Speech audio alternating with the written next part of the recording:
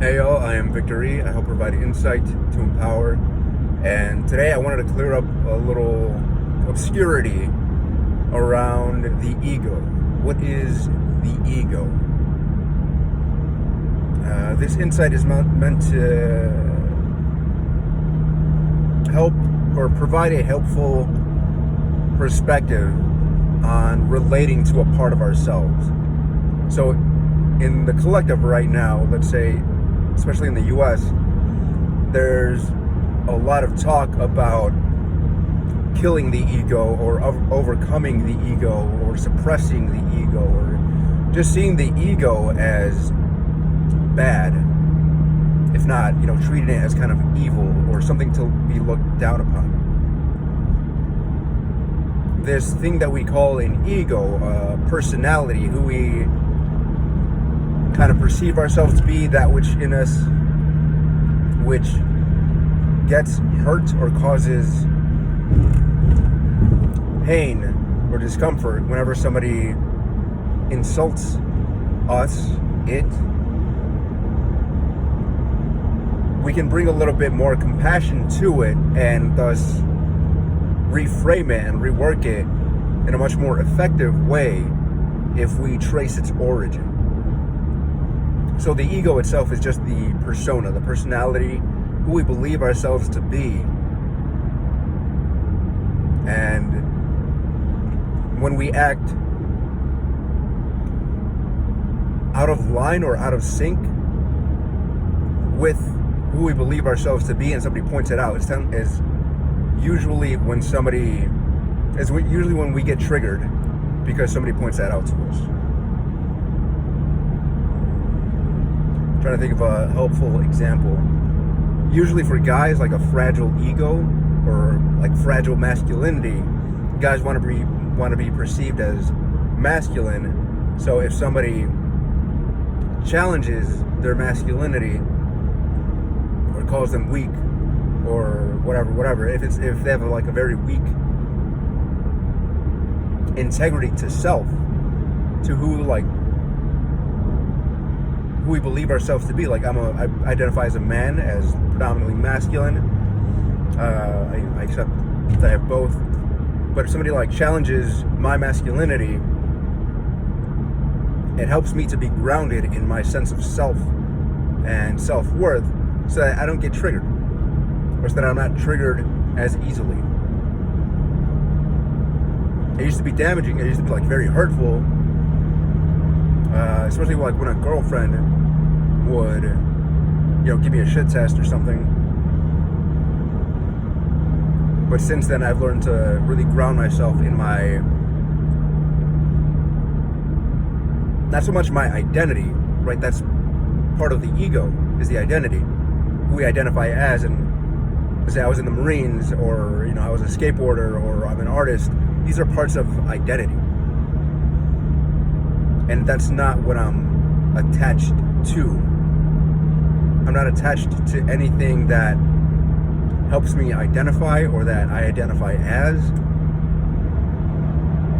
Especially politically. That's where a lot of people's egos get tripped and flared. I'm grounded in my sense of self, in my being, and simply being, and being present, being grounded. When I'm grounded in that and not in any kind of identity, well, then it's a lot harder to get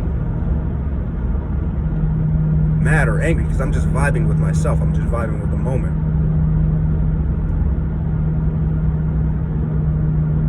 But the ego itself, where did my ego come from when it was very fragile? Well, the ego we can think of as maybe our shadow,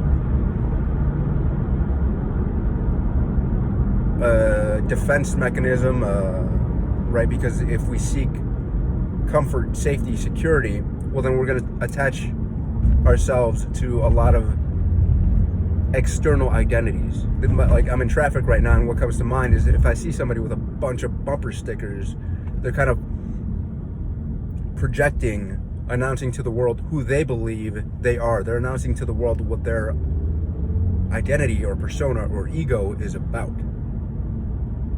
But what forms a very strong / fragile ego? And what was I talking about? About bringing compassion to it? If we trace the ego back to its core, what developed the ego, what developed defense mechanisms is our inner child. When we get to the earth, when we're born, we're kind of a blank slate. I mean, we're the production of two halves of pretty much fully formed people, or two different beings coming together and creating something out of those two. So there's a lot of epigenetic shit, traumas, as much as good traits and abilities. Like I have a lot of people in my family who are very good at art, so that's just an ability that I have. It's up to me to cultivate it, but it's there. It's in my genes. It's in my DNA. Decent at sports, physical, athletic. So these things are just there, and then our environment shapes and molds what's there.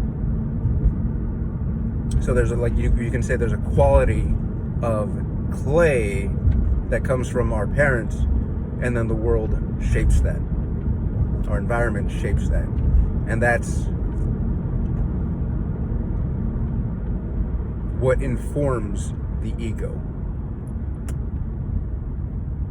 But bringing compassion, we don't want to hate ourselves or any part of ourselves, because that's not healthy.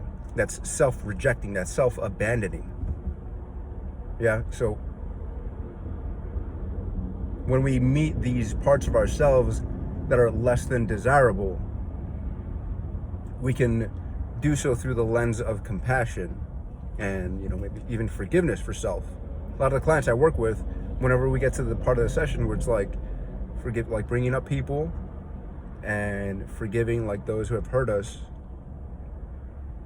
when it comes to forgiving ourselves, when it comes to a client for me, for them to forgive themselves, it tends to be a very emotional moment, because there's not only a lot of charge there, but it's a charge that tends to be overlooked by the individual.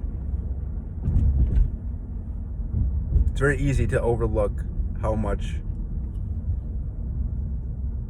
we take on from those who hurt us. So if somebody hurt us, somebody hurt me, it's very easy for me now to forget and overlook how much my inner child took on as identity.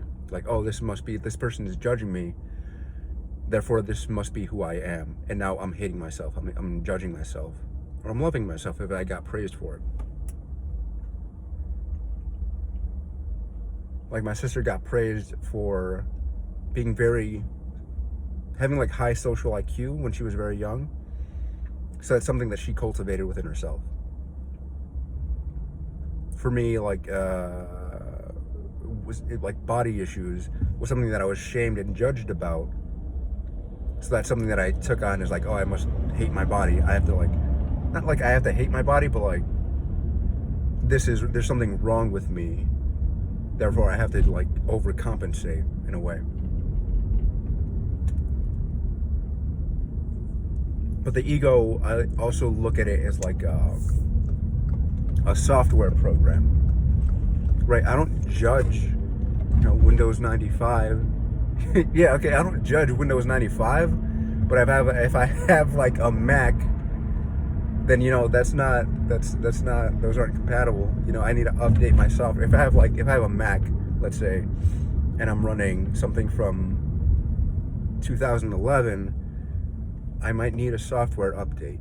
I might need to update if the software is my beliefs that I'm running. If I believe, if I'm holding a lot of shame, or if I believe I'm not worthy of being loved, or for me specifically, a very specific part of me has believed that, okay, my mom doesn't love me, therefore I am unlovable.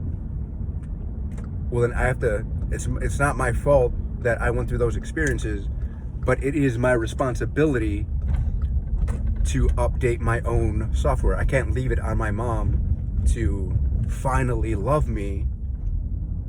It's like, okay, I'm not getting love from this source, so I have to look elsewhere because this source is, say, damaged. I don't want to judge, you know. I have a lot of compassion for my mom. She went through a lot of shit. She had a very challenging life, to say that way. So where I used to harbor resentment and hate, there's compassion there. She has her own inner child who got fucked up pretty, like, fucking sideways, 3 ways from Sunday. And it doesn't excuse what she did, but like I have understanding there now, and so I can forgive and mend the fences there, right? Good boundaries, not letting her judgment or her shit. I'm not taking on her shit, yeah, or my dad's shit on the other side, because it was coming from both sides, honestly. But yeah, relating and re-relating, especially to what we call the ego, or really undesirable or less than desirable parts of ourselves, it takes practice, it takes time, and there are a lot of beliefs there. Just put it that way. From somebody who used to be suicidal, it took a long time, and sitting through a lot of the feeling and darkness and urges to commit suicide, and like getting the proof and evidence that I could process all that shit, and that there was, you know, good shit on the other side of that. That helped build the foundation for me believing that I'm strong, that I'm capable, and that, you know, I'm worth loving. Everybody is. But that has to come from the person. You'll find that those who don't have that part of themselves are the ones who are looking to reaffirm why they're not worth loving. If a person doesn't have that part of themselves, that, you know, they don't believe that they're worth loving, or they believe that they're worth scorn, or worth being ignored or neglected, that's what they're going to look for, to reaffirm. Yep. Yeah. All right. Love you guys. Bye.